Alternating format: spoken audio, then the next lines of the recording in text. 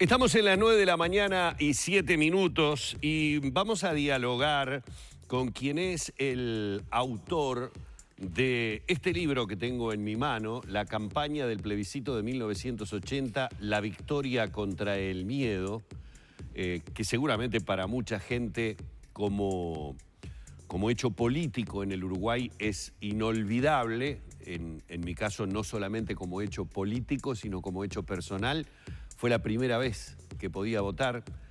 Tuve además la suerte de que se diera eso que uno espera siempre, ¿no? Cumplir los 18 años, que los cumplí en 1980, y ese mismo año ejercer mi derecho al voto, nada más y nada menos que en el plebiscito del 80. Vamos a recibir con mucho gusto a Marcel Lermit, consultor en comunicación política y periodista, autor de este libro. ¿Qué tal, Marcel? Bienvenido. Un placer tenerte aquí en la mañana de Arriba Gente. Bueno, un gusto estar pudiendo compartir con ustedes esta investigación. Muchas gracias por la invitación. Marcel, voy de lleno al tema. Hay mucha gente que considera de alguna forma el resultado del plebiscito del 80, ¿verdad?, como una suerte de maracanazo de la democracia. ¿Lo ves realmente así? Revisemos un poco esa situación política del país cuando el plebiscito del 80. Yo creo que sin duda es un maracanazo, por lo menos uno de las gestas electorales de las más importantes de la región y sin duda la más importante del país, ¿no? Incluso Jorge Pasculi, periodista de CX30 en ese entonces, lo definía como el maracanazo. Hay que tomar en cuenta que para tener una elección electoral que sea exitosa se requieren determinadas características, ¿no? Una planificación estratégica adecuada, contar con candidatos o voceros que puedan llevar el mensaje hacia la sociedad, contar con los medios de comunicación que sirvan como vehículo para llevar también el mismo mensaje político y electoral a la sociedad. En 1980 no existía nada de eso, o sea, era imposible que desde el no se pudiera hacer una planificación estratégica, era imposible que los voceros calificados de ese entonces pudieran acceder a los medios de comunicación. Incluso los voceros calificados de ese entonces estaban proscriptos, estaban presos, estaban exiliados, habían casos de asesinados, como el caso de Selmar Michelini y Gutiérrez Ruiz. Por lo tanto, era muy difícil para la opción del no el poder hacer llegar el mensaje electoral. A pesar de ese escenario que es tan absolutamente adverso, se logra conseguir una gesta, un resultado electoral que por lo menos el régimen no preveía que fuera posible. Ahora, Marcel, hay mucha gente, y yo lo he escuchado en estos días que se cumplieron años justamente del plebiscito y que hemos estado recordando esa situación. He escuchado voces que, contemplando esto que acabas de decir, las proscripciones, la imposibilidad de los actores políticos de realizar una campaña para hacerle ver a la gente lo que se estaba votando, igualmente remarca que fue demasiada la adhesión que tuvo la dictadura en el plebiscito del 80. A ver, como poniendo el partido, volviendo a utilizar una metáfora futbolera, ya que hablamos del maracanazo, como poniendo el partido entre quién puede dudar hoy, en el 2020, que todos estábamos en contra de que se siguiera una dictadura. ¿Qué puede haber? ¿Un 10% de la población que apoyara la permanencia de una dictadura que había avasallado todos los derechos humanos, que había pisoteado absolutamente todas las instituciones? Era dable esperar que el resultado del plebiscito tenía que ser, no sé, como máximo, 80-20. ¿Qué decís a esos argumentos? Bueno, hay que mirar las cosas en perspectiva, ¿no? Hay que ponerse en los zapatos de los uruguayos de 1980. No toda aquella persona que votó por el sí era una persona que estaba a favor de la dictadura, ¿no? Dentro de los argumentos que manejaba el proyecto del sí, se decía que era el camino más corto para llegar a la democracia. Entonces, ese es un hecho sumamente importante y hecho por el cual, argumento por el cual muchos de los uruguayos definieron y decidieron votar por el sí, ¿no? Porque consideraban que había que seguir el cronograma que marcaba la dictadura y era el camino más corto para llegar a la democracia. Y un segundo elemento que es sumamente importante también es el miedo imperante en la sociedad de 1980. Uno cuando va a las crónicas del momento, cuando lee algunos editoriales, queda impactado, me parece quizás hasta jocoso, pero es tragicómico en realidad. Pero hubo muchos uruguayos que votaron con guantes. O sea, ¿por qué votaban con guantes? Votaban con guantes porque temían de que sus huellas dactilares quedaran registradas en el sobre y supieran que estaban votando por no y tuviera alguna, bueno, alguna repercusión eso, que los que pudieran detener o algo por el estilo. Había gente que consideraba o que creía que dentro de las urnas había una especie de sensor o algo que podía identificar el contenido de la papeleta. Entonces, si ponían la papeleta dentro de la urna y votaban que no, se podían dar cuenta y podían ser detenidos o podían sufrir algún tipo de represalia. Entonces, había muchos uruguayos que realmente querían votar por el no, pero temían votar por el no. Entonces, no podemos decir que toda persona que haya votado el sí en Uruguay sea una persona, primero, afín a la dictadura y ni siquiera afín al proyecto constitucional que estaban promoviendo el régimen cívico-militar. Lermit, justamente lo comentaba usted hace segundos, que accediendo a crónicas del momento hablaban acerca justamente de esta particularidad, de ese momento de nuestra historia y de esa instancia de plebiscito, pero justamente, ¿cuál fue el trabajo de investigación que tuvo que hacer para llegar a estos datos, siendo que, como también lo sabemos, era una época bastante complicada y que quizás para acceder a información de primera mano, más allá de que todavía hay varios protagonistas que todavía viven, varios de ellos, ¿cómo fue el trabajo, en qué se abocaron? Bueno, fueron 2 años de investigación, prácticamente una treintena de entrevistas a personas que vivieron en esa época, que estuvieron vinculadas a la campaña electoral, y después trabajo de hemeroteca y de biblioteca, ¿no?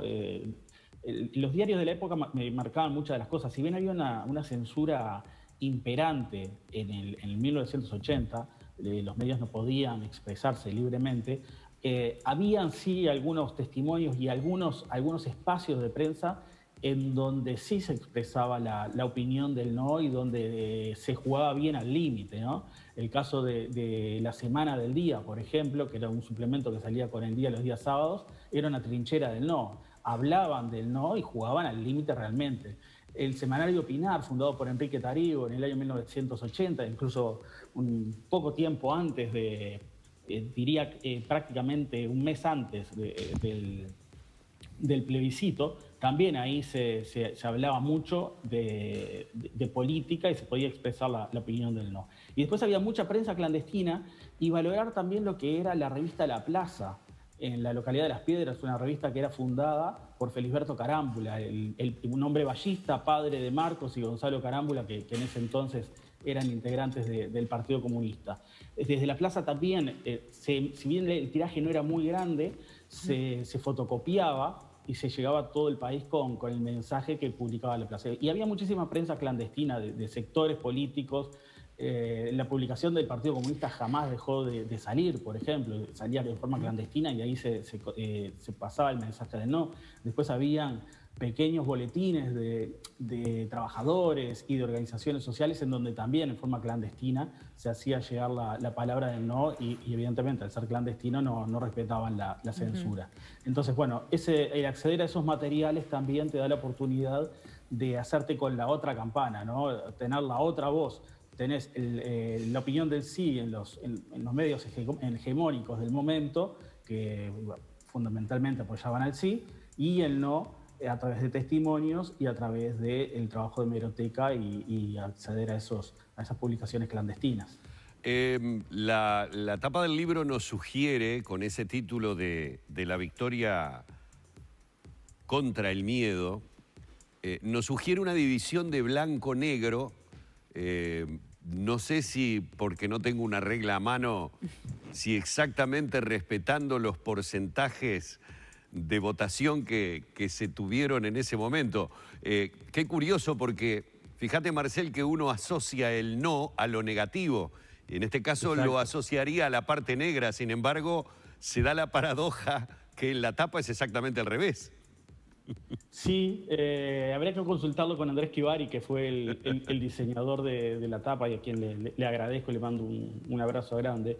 De todas maneras, el no, creo que si bien tiene una connotación negativa, en este caso en particular, significaba lo positivo para el país que quería la mayoría de los uruguayos, un país en democracia y en paz.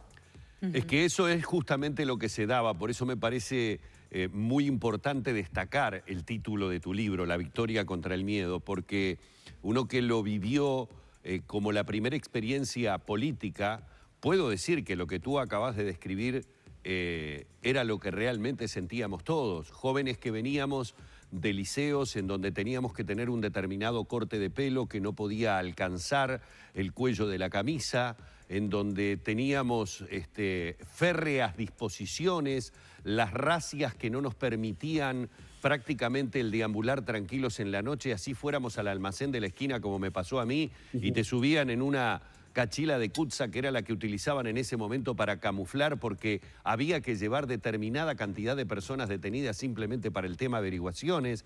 Tantas cosas que un montón de uruguayos no tienen idea. Cuando tú hablas de la censura a los medios, el retiro directamente del material una vez que se conseguía una nota. Es decir, un periodista como mi padre, Humberto de Feo, realizaba una nota con un jerarca militar y si la pregunta o la respuesta del jerarca al jerarca no le había convencido mucho lo que decía, no terminabas de darte vuelta con la mochila, que había un señor que te decía deme el rollo y había que dar el rollo y se terminaba la nota. Esa era la forma en que vivíamos los uruguayos. Y a propósito, dije lo de mi papá, de Humberto de Feo, porque ¿qué rol entendés que jugaron los medios pese a toda la censura a la que eran sometidos? Bueno, hubo medios y medios, ¿no? Hubo medios, como mencionaba recién, que se jugaron muy fuerte, como en el caso de la Semana, de Opinar y de La Plaza, estaban absolutamente embanderados con el no. Había medios que estaban embanderados con el sí, creo que el principal fue el diario El País. El País era prácticamente el que editorializaba a favor de la dictadura. Después había el resto de la prensa, si bien estaba más cercano al sí, no jugaban el rol que jugaba El País ni jugaban el rol que jugaban estos tres medios que estaba mencionando, ¿no? Hay que destacar también que más allá de lo que son los espacios editoriales, hubo muchos periodistas que trabajaban en medios de comunicación que eran afines al sí y hacían un periodismo en el cual se podía escribir muchas veces entre líneas.